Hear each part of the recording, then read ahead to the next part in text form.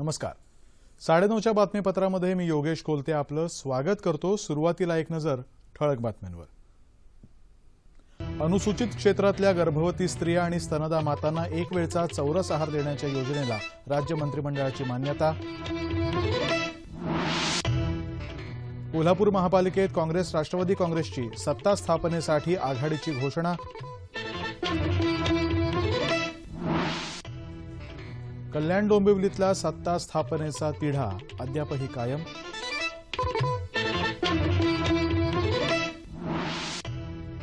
मराठवाड्यासाठी पाणी सोडण्याच्या निषेधार्थ राष्ट्रवादी काँग्रेसचं अहमदनगरमध्ये आंदोलन.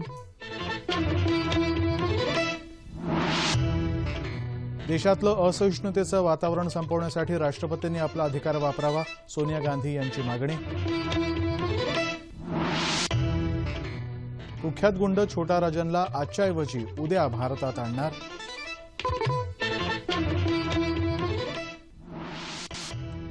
आणि आयपीएलचे मुख्य कार्यकारी अधिकारी सुंदर रमण यांचा राजीनामा.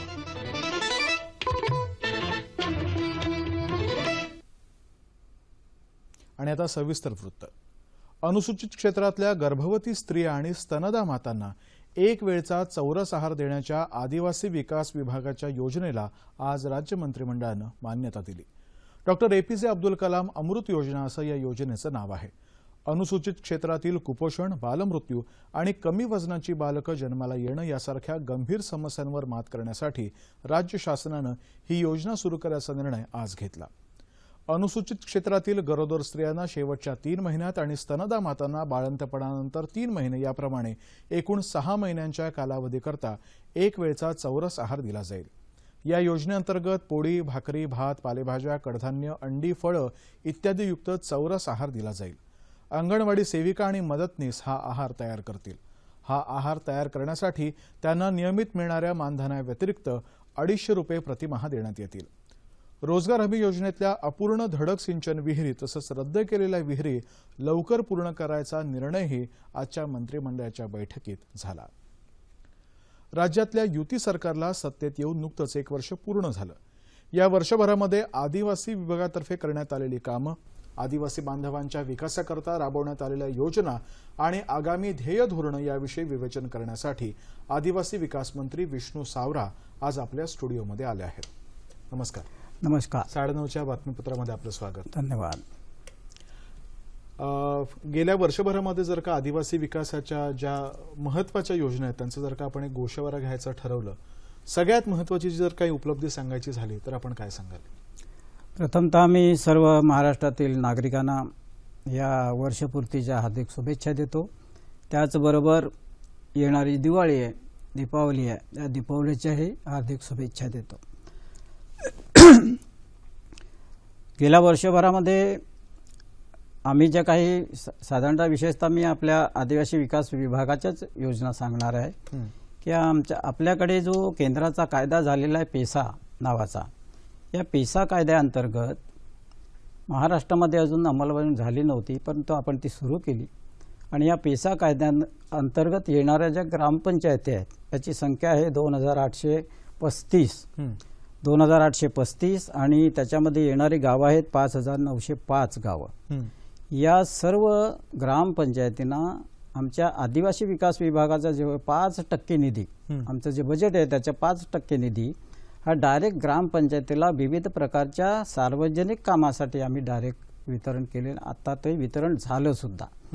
या कामामध्ये विशेषतः पाण्याच्या योजना असतील, रस्त्यांची कामं असतील, सार्वजनिक इतर कोणतेही कामं असतील, या कामांचा त्याच्यामध्ये समावेश झालेला आहे. यावर्षी 258 कोटीची तरतूद आम्ही यावर्षी केलेला आहे. त्याच्यातला 70% निधी हा आता वितरित झालेला आहे. याशिवाय दुसरी योजना अशी आहे की आमचे जे विद्यार्थी शिकतात, आदिवासी आश्रमशाळेमध्ये शिकतात, जिल्हा परिषदेच्या शाळेमध्ये शिकतात, परंतु एका विशिष्ट स्टँडर्डपर्यंत ते जातात आणि त्यांचं पुढे प्रगती जेवढी व्हायला पाहिजे ती होत नाही.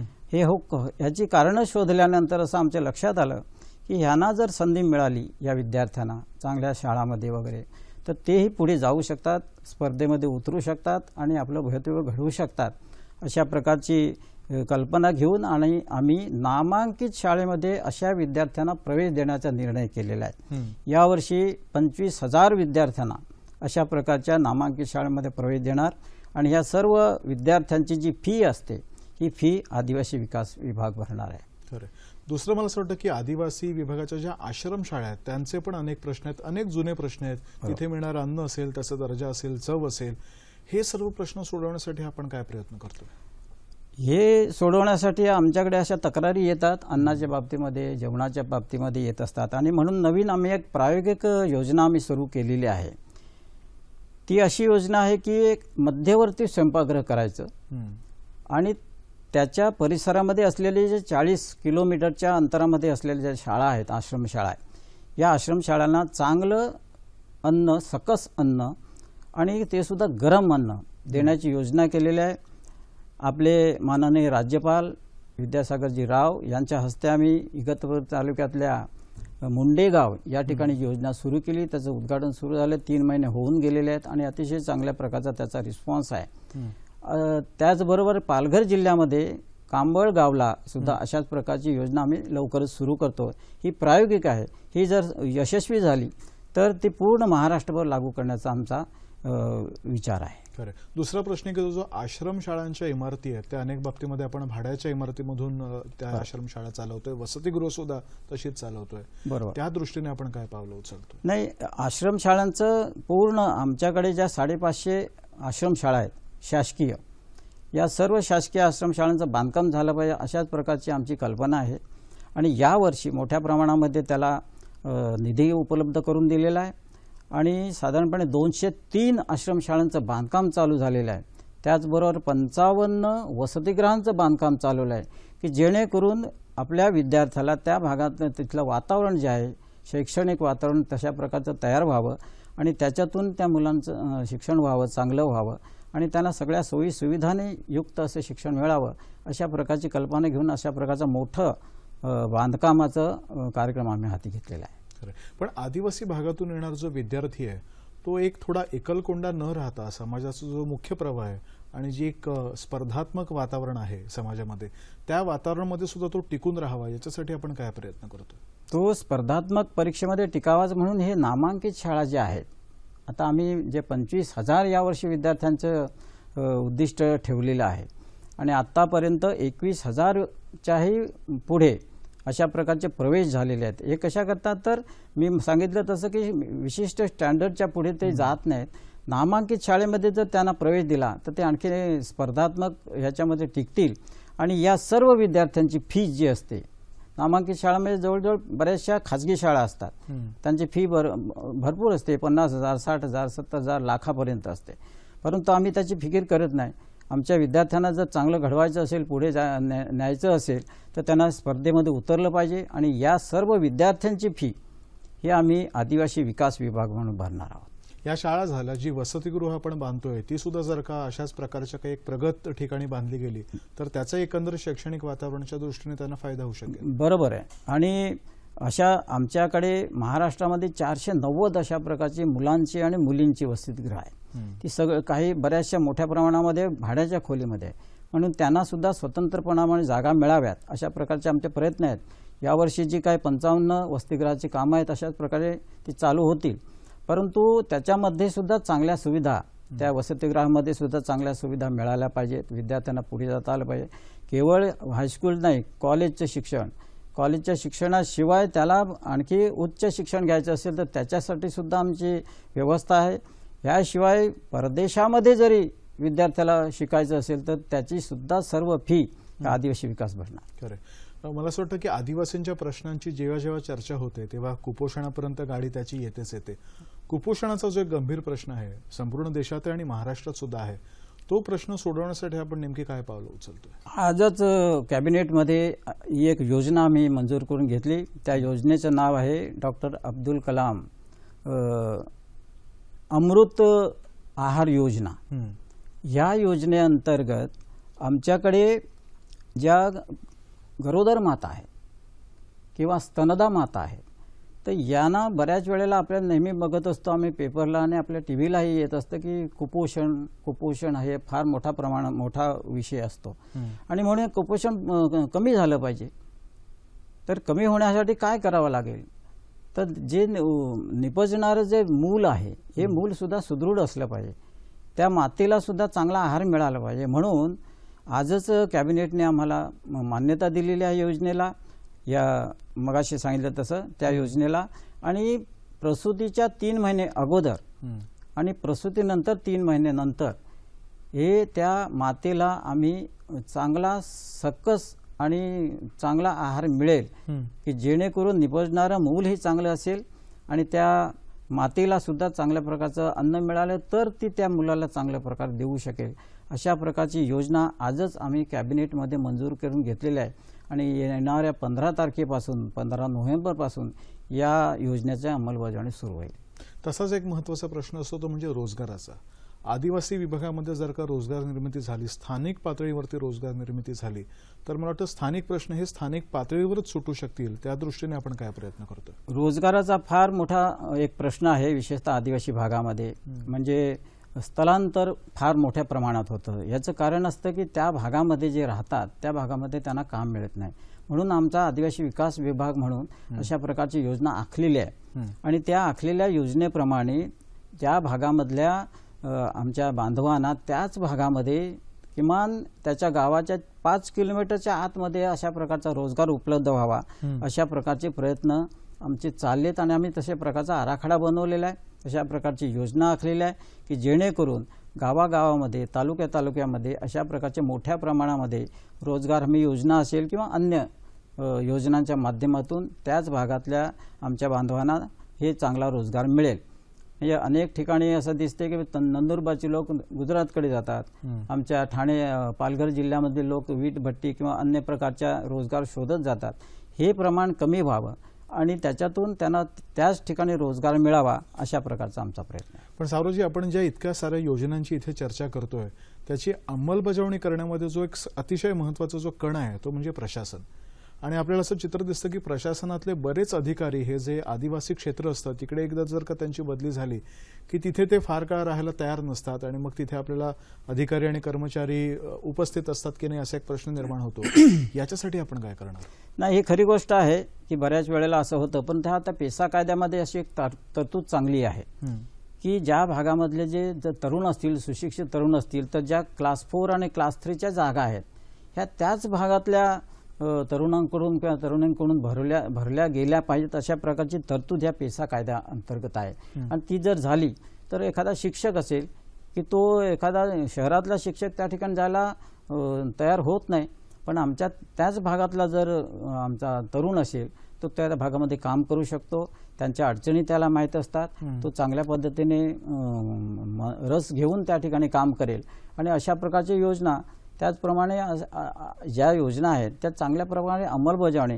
हे खरं आहे की प्रशासनामध्ये थोडी शिथिलता असते किंवा दुर्गम भागामध्ये आदिवासी भागामध्ये थोडं दुर्लक्षित होतात, पण आमचं आता नवीन शासनालय त्या पद्धतीने काम करत आहे की शासन निश्चितपणे चांगल्या प्रकारचा कंट्रोल अशा प्रकारच्या अधिकाऱ्यावरती करेल, त्यांनाही नीट समजून देईल, त्यांची मानसिकता बदलेल. मानसिकता बदलायला पाहिजे त्यांची सुद्धा की आपण एखाद्या चांगल्या दुर्गम भागामध्ये अशा राहणाऱ्या अशिक्षित गरीब अशा लोकांकरता हे आपण काम करतो ही थोडी जाणीव दिली तर ते लोक निश्चितपणे काम करतील.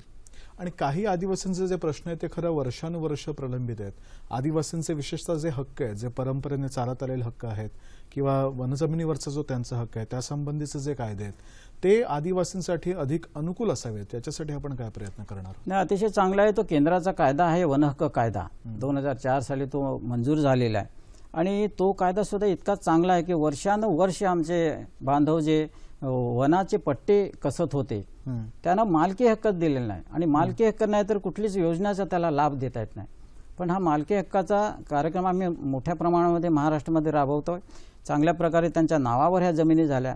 आता नावावर झाल्यामुळं आमचा आदिवासी विकासाचा असा आम्ही प्लॅन तयार केलेला आहे की यांच्या त्या प्लॉटमध्ये त्यांच्या त्या शेतामध्ये विहीर खोदून देण्याचा, त्यांना विहीर खोदून द्यायची, त्यांना लागणारे मोटर पंप लागलं किंवा ऑइल इंजिन लागलं तर ते त्यांना द्यायचं, त्याच्या शेतापर्यंत पाणी नेण्यासाठी पाईपची सुद्धा व्यवस्था करून द्यायची आणि याच्याकरता आमच्याकडे तरतूद आहे.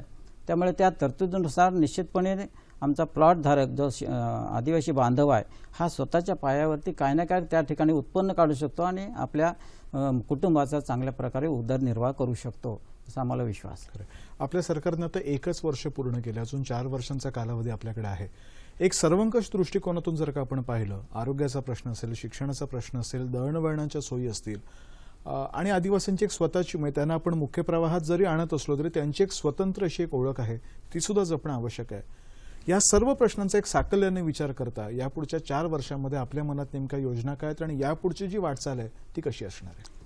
असं आहे की आदिवासी भागाचा विचार केला तर सर्वदूर सगळ्या महाराष्ट्रामध्ये हीच परिस्थिती आहे आणि म्हणून त्या ठिकाणी आमचा आता विशेषतः मी पालघर जिल्ह्यामध्ये राहतो.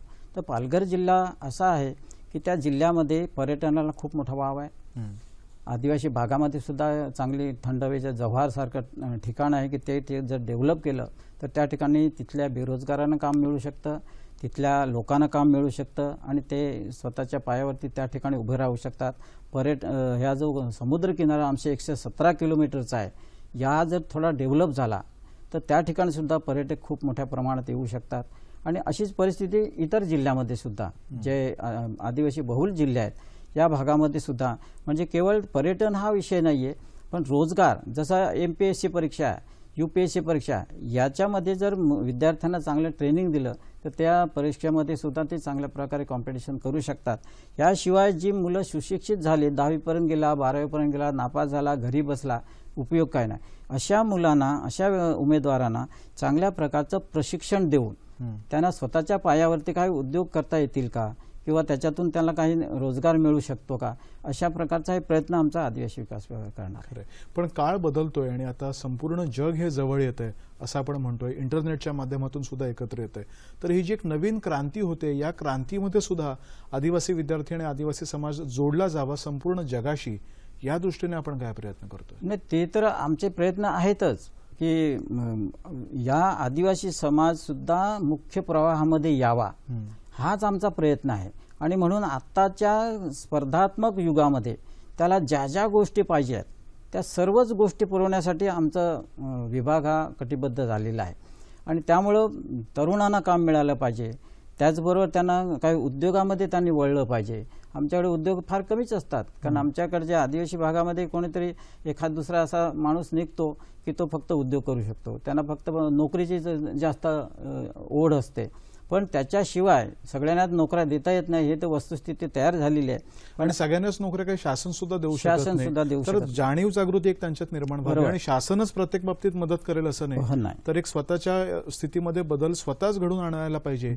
याच्यासाठी पण आणि म्हणून त्यांना उद्युक्त करण्यासाठी त्यांना तशा प्रकारचं प्रशिक्षण, जसं आमच्याकडे पालघर जिल्ह्यामध्ये काही ठिकाणी उद्योग खूप मोठे मोठे यायला आलेले आहेत, पण त्यांना पाहिजे ते कारागीर त्या ठिकाणी मिळत नाहीत.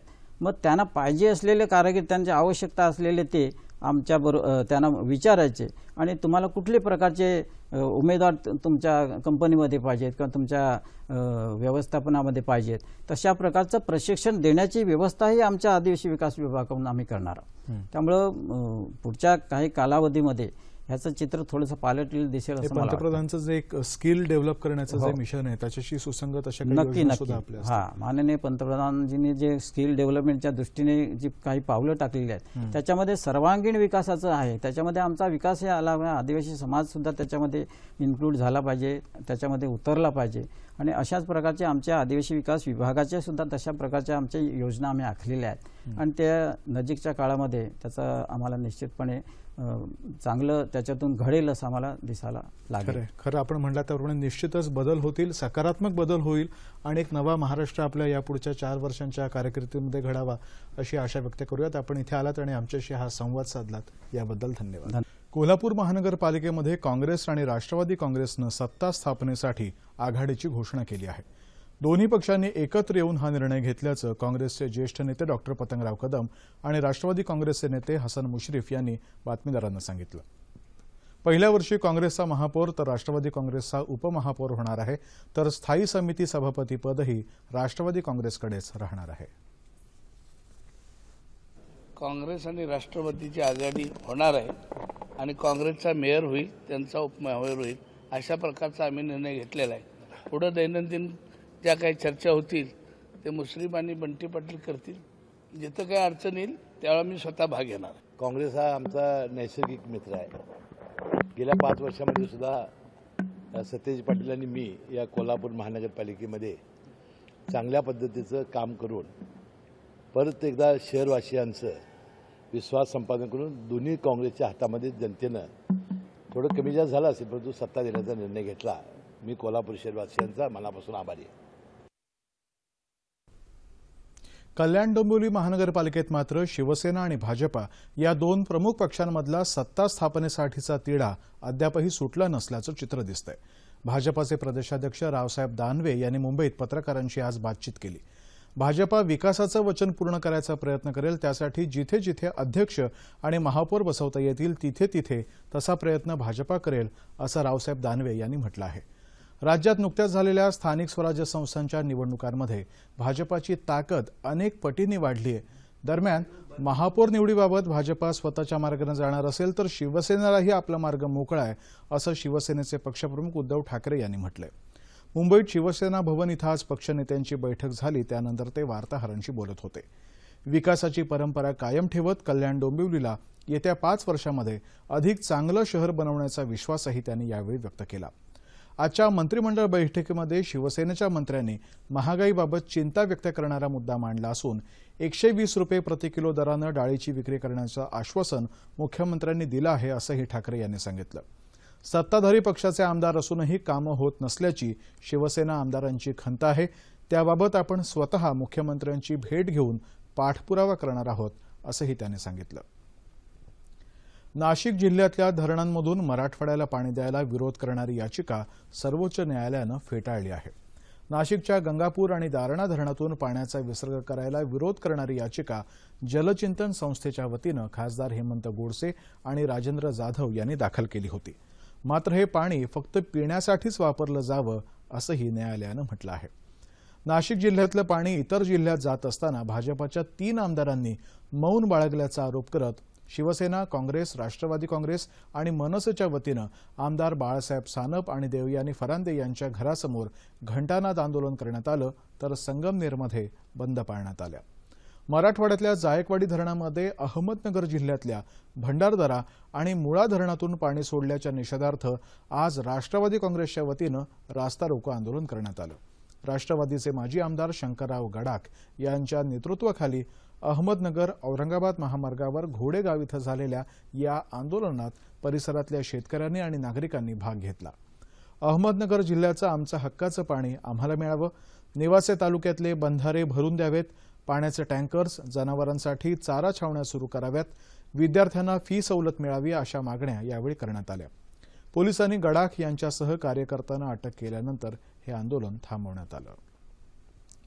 देशामध्ये असहिष्णुता आणि जातीयवाद वाढत आहे असा आरोप करून त्याविरोधात आक्रमक पवित्रा घेत काँग्रेसनं आज नवी दिल्लीत अध्यक्षा सोनिया गांधी यांच्या नेतृत्वाखाली एक निषेध मोर्चा काढला. संसद भवन ते राष्ट्रपती भवनापर्यंत काढलेल्या या मोर्चामध्ये काँग्रेसचे उपाध्यक्ष राहुल गांधी, माजी पंतप्रधान मनमोहन सिंग, काँग्रेसचे नेते मल्लिकार्जुन खरगे, गुलाम नबी आझाद, ए.के. अँथनी आदी सहभागी झाले. राष्ट्रपतींनी त्यांच्या अधिकाराचा वापर करून देशातलं असहिष्णुतेचं वातावरण संपवावं अशी मागणी करत काँग्रेस अध्यक्षा सोनिया गांधी यांनी राष्ट्रपतींना एक निवेदन सादर केलं. धर्माच्या आधारे देशामध्ये दुजाभाव केला जात असून देशातलं वातावरण असुरक्षित झालंय असा आरोप राहुल गांधी यांनी यावेळी केला. मात्र जे विषय अस्तित्वात नाहीत त्यांचं भांडवल करण्यापेक्षा विरोधी पक्षांनी कुठलीही लढाई राजकीय मार्गानेच लढावी असं आवाहन केंद्रीय वित्तमंत्री अरुण जेटली यांनी केलं आहे. 1993च्या मुंबई साखळी बॉम्बस्फोट प्रकरणाचा सूत्रधार आणि कुख्यात गुंड दाऊद इब्राहिम पाकिस्तानात आहे आणि पाकिस्तानी गुप्तचर संस्था ISI त्याला संरक्षण देत असल्याची माहिती इंडोनेशियात अटक झालेला गुंड छोटा राजन यानं दिली आहे. भारतीय पोलिसांच्या एका पथकानं काल पहिल्यांदाच राजनची बाली इथं चौकशी केली, त्यावेळी त्यानं ही माहिती दिली. छोटा राजनच्या प्रत्यर्पणाची प्रक्रिया सुरू झाली असून त्याला आता आजच्या ऐवजी उद्या भारतात आणलं जाणार आहे. इंडोनेशियामध्ये वरचेवर होणाऱ्या ज्वालामुखीच्या धुराचे लोट हवेत पसरल्यानं तिथली सर्व विमान उड्डाणं आज रद्द करण्यात आली आहेत. त्यामुळे छोटा राजनचं भारतातलं येणं लांबणीवर पडलंय. दरम्यान राजनचा ताबा सीबीआयकडे आल्यानंतर त्याला मुंबईत आणलं जाईल असं मुंबईचे पोलीस आयुक्त अहमद जावेद यांनी आज मुंबईत घेतलेल्या पत्रकार परिषदेत स्पष्ट केलं. राजन विरोधात मुंबई पोलिसांकडे सबळ पुरावे आहेत असंही त्याने सांगितलं. इंडियन प्रीमियर लीग अर्थात आयपीएलचे मुख्य कार्यकारी अधिकारी सुंदर रमण यांनी आपल्या पदाचा राजीनामा दिलाय आणि बीसीसीआयनं त्यांचा हा राजीनामा स्वीकारलाय. बीसीसीआयच्या मुख्य प्रशासकीय अधिकाऱ्यांनी या वृत्ताला दुजोरा दिल्याचं वृत्तसंस्थेनं म्हटलं आहे. सुंदर रमण यांनी काल अध्यक्ष शशांक मनोहर यांची नागपूरमध्ये भेट घेतली होती. कारभारामध्ये स्वच्छता आणण्याच्या मोहिमेनुसार मनोहर यांनी सुंदर रमण यांना राजीनामा द्यायची सूचना केली होती असं सूत्रांनी सांगितलं. 2013 सालच्या आयपीएल स्पर्धेतल्या स्पॉट फिक्सिंग प्रकरणी सुंदर रमण यांचं नाव चर्चेत आलं होतं. आणि आता बातमी हवामानाची. कोकण, मराठवाडा आणि विदर्भाच्या काही भागातल्या किमान तापमानात सरासरीच्या तुलनेत किंचित वाढ झाली आहे. येत्या 36 तासांमध्ये दक्षिण कोकणामध्ये तुरळक ठिकाणी मेघगर्जनेसह पाऊस पडेल अशी शक्यता हवामान विभागानं व्यक्त केली आहे. या काळामध्ये उर्वरित राज्यातलं हवामान मात्र कोरडं राहील असा हवामान विभागाचा अंदाज आहे. आणि आता राज्यातल्या प्रमुख शहरातलं तापमान अंश सेल्सिअसमध्ये. मुंबई कमाल 35 आणि किमान 21 अंश सेल्सिअस, नागपूर 32 आणि 20, पुणे 33 आणि 16, औरंगाबाद 32 आणि 19, नाशिक 31 आणि 15,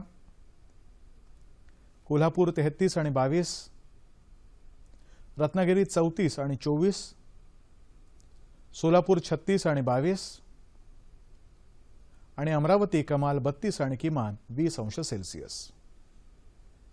शेवटी एक नजर पुन्हा एकदा ठळक बातम्यांवर.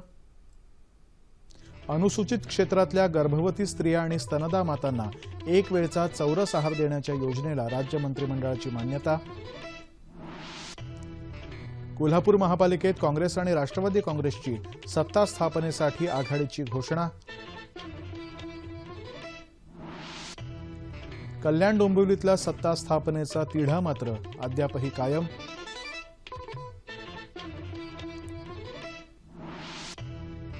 मराठवाड्यासाठी पाणी सोडण्याच्या निषेधार्थ राष्ट्रवादी काँग्रेसचं अहमदनगरमध्ये आंदोलन. देशातलं असहिष्णुतेचं वातावरण संपवण्यासाठी राष्ट्रपतींनी आपला अधिकार वापरावा, सोनिया गांधी यांची मागणी. कुख्यात गुंड छोटा राजनला आजच्या ऐवजी उद्या भारतात आणणार.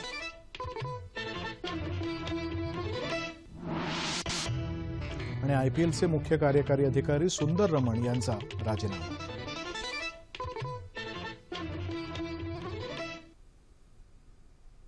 याबरोबरच हे बातमीपत्र संपलं. पुन्हा भेटूया उद्या सकाळी 8:30 वाजता आपल्या सह्याद्री वाहिनीवर. नमस्कार.